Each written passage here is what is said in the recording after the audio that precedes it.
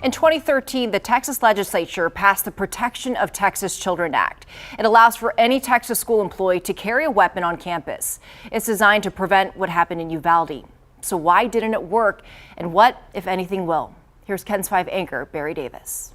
Uvalde CISD has its own police force. According to its website, 6 officers to cover 8 schools. Despite those numbers, there really is no way to prepare for what happened. Or is there? Someone's going to get in, and when they do get in, we have to have something that will stop them. David Thweet saw a problem coming after Columbine.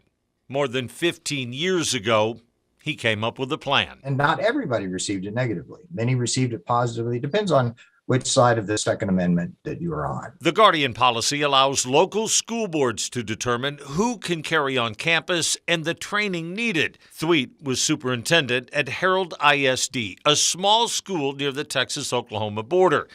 And the idea didn't go over so well with the board at first. Yeah, I introduced the policy in December of 06, and in the following April of 07 was Virginia Tech, and that's what they needed to push them in the direction of accepting it. Within a few months, other superintendents reached out. 6 years later, the legislature passed the Protection of Texas Children's Act, which includes the Marshall Plan. It allows school staff to carry as long as they pass 80 hours of TCOL training to become an actual licensed officer, undergo a mental health evaluation, and pass firearms proficiency, more strict than concealed carry standards. Not a marshal or an armed teacher is going to be able to do much about what went on here. State Senator Roland Gutierrez is not a fan of more guns in schools. We're told 356 districts use the Guardian policy.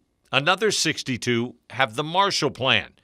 309 have police departments. No one, not even the policemen, were prepared for what happened here. Gutierrez believes the state would be better off spending more money on mental health programs. He says he doesn't want to take away anyone's guns. He just wants restrictions. I know that we shouldn't have an 18-year-old have access to this types of weapons. The only way Gutierrez would even consider more guns in school is if the governor calls a special session to deal specifically with gun violence. He says in a state where you can't smoke or drink until you're 21, you shouldn't be able to buy a gun either. I will support any school hardening legislation as long as it comes with common sense gun solutions.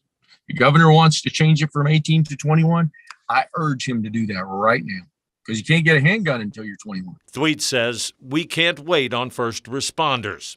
He also says there's no guarantees, but doing nothing obviously doesn't work. I think they need to recheck their ideas about safety and what we think in terms of normalcy.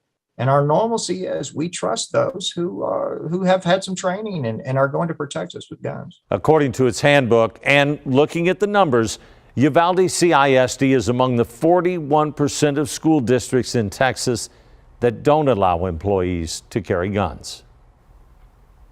School districts across Texas are reassessing their safety protocols this week. Seguin ISD will form a task force to make security recommendations before next school year.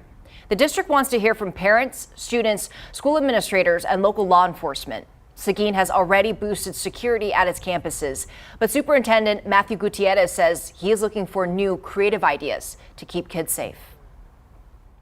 We have to. We have no choice. We are responsible for educating over 7,000 students, and this is a workplace of 1,100 adults. So we have to take action. Already, hundreds of people have offered to serve on the task force.